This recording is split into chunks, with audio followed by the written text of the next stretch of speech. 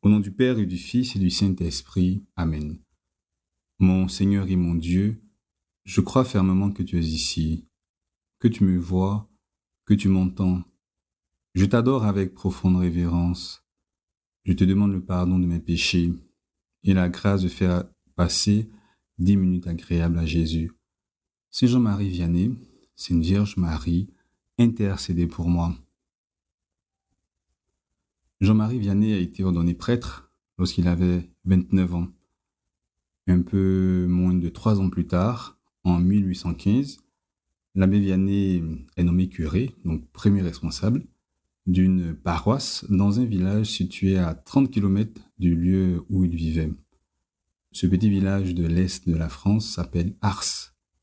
Le 9 février 1818, le nouveau curé fait donc le voyage à pied, accompagné de 2 autres personnes.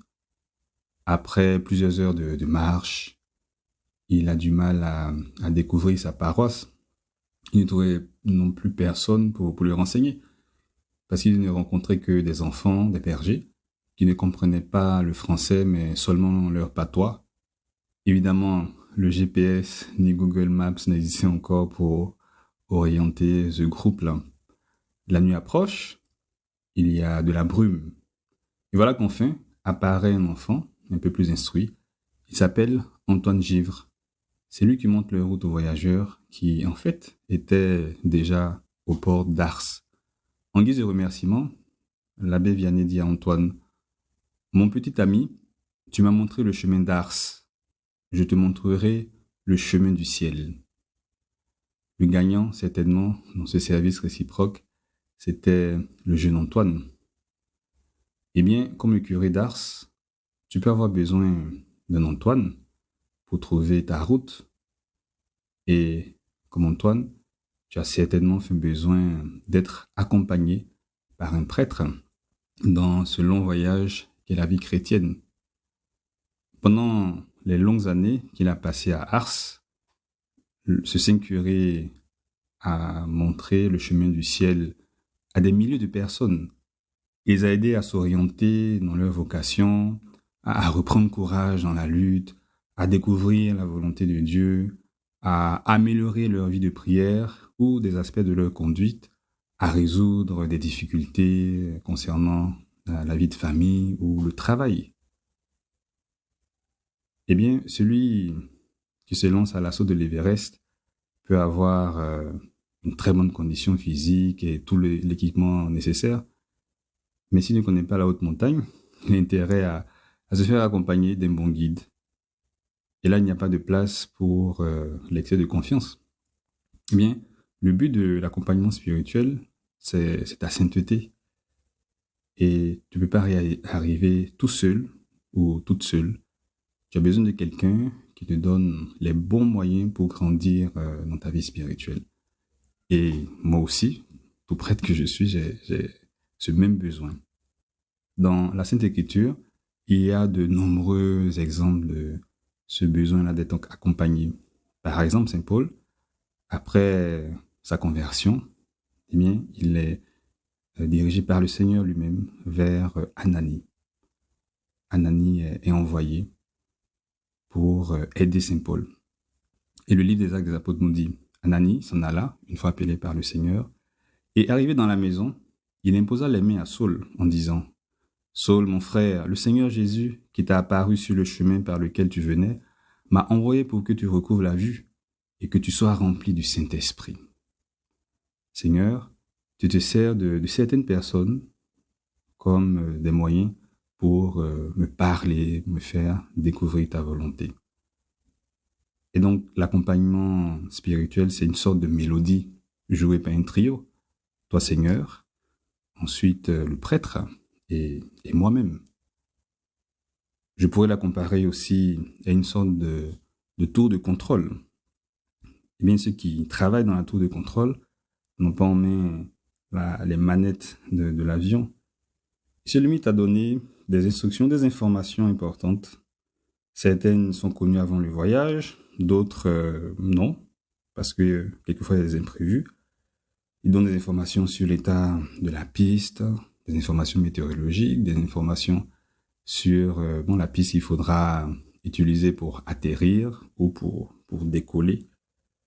Et le pilote, eh bien, quelle que soit son expérience, quel que soit son âge, eh bien, il tient compte de toutes ces instructions, de toutes ces informations.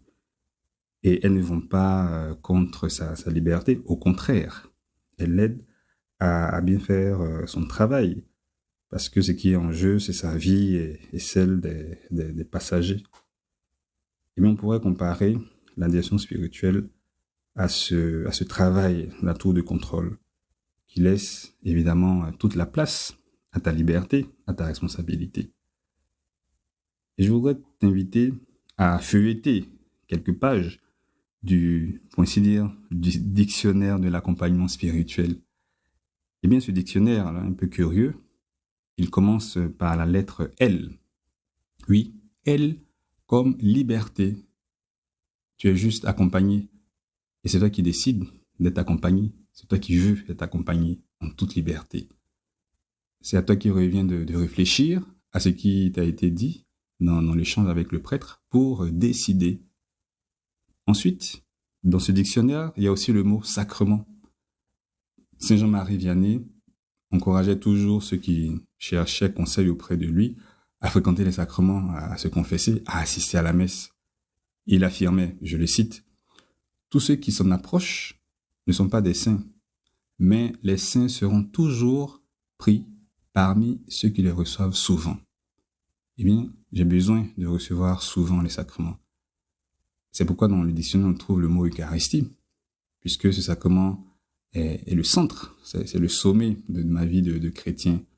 Donc c'est vraiment aussi un lieu privilégié où, Seigneur, ta volonté se fait connaître. Ensuite, il y a la confession. Il peut être bon de recevoir ce sacrement-là du prêtre qui t'accompagne. Lui, il te connaît, il peut te donner des conseils appropriés, il peut te donner le pardon de Dieu, qui est également décisif pour grandir spirituellement. Ensuite vient le mot ensemble. Oui, il faut pouvoir parler dans l'accompagnement spirituel ou dans l'écoute, comme on le dit aussi, de différents aspects de la vie, de la prière, de la famille, de mes études, pour apprendre à sanctifier ces études-là, parler de mes projets, parler de mes désirs, et ainsi de suite. Il faut parler. Ensuite, il y a le mot docilité. Le mot docilité, oui, je dois parler, c'est important, parler sincèrement, mais je dois aussi écouter. Je dois être prêt à suivre le conseil que je vais recevoir du prêtre.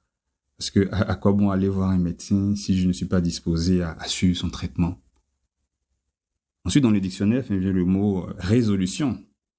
Oui, tes rencontres avec le prêtre resteraient stériles si elles n'aboutissaient pas à une résolution concrète. Seigneur, par exemple, je décide de m'excuser auprès de cette personne que j'ai offensée. Seigneur, je vais améliorer ma formation chrétienne avec de la lecture. Je vais désormais établir un horaire pour mieux profiter de mon temps pendant ces vacances. Ou encore faire un choix fondamental pour te suivre, Seigneur, de plus près, ou pour me donner totalement à toi, et ainsi de suite. Près d'Ars se dresse le monument de la rencontre, qui commémore le fameux dialogue entre l'abbé Vianney et le jeune berger Antoine Givre. Le prêtre, penché en avant vers l'enfant, avec l'index de la main droite qui lui indique le ciel. Ensuite, une inscription qui reprend les mots du curé. « Tu m'as montré le chemin d'Ars, je te montrerai le chemin du ciel. » Ces paroles du saint curé d'Ars adressées à Antoine ont été une sorte de prophétie aussi, puisque le 4 août 1859, à 2 heures du matin, pour être précis, le saint curé est décédé, ou plutôt, il est entré au ciel. Et Antoine Givre a été le premier des paroissiens d'Ars à suivre, pour ainsi dire, son curé dans la mort, ou plutôt à le suivre aussi dans la gloire du ciel.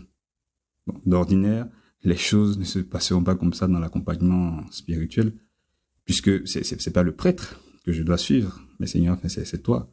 Lui, eh bien, il m'assiste. Lui, il ne fait que m'accompagner, bien m'accompagner dans ma relation avec toi. Eh bien, si tu veux, tu peux prendre une résolution, celle de commencer ou de reprendre, ou d'être plus assidu à ce moyen de formation qui est tellement efficace pour grandir dans ta foi. Et des prêtres, tu peux en trouver dans ta paroisse, tu peux en trouver sur le site aussi de ces 10 minutes avec Jésus. Je te remercie, mon Dieu, des bonnes résolutions, des actes d'amour et des inspirations que tu m'as communiquées pendant ces 10 minutes d'échange avec toi. Saint Jean-Marie Vianney, Sainte Marie, ma mère, intercédez pour moi.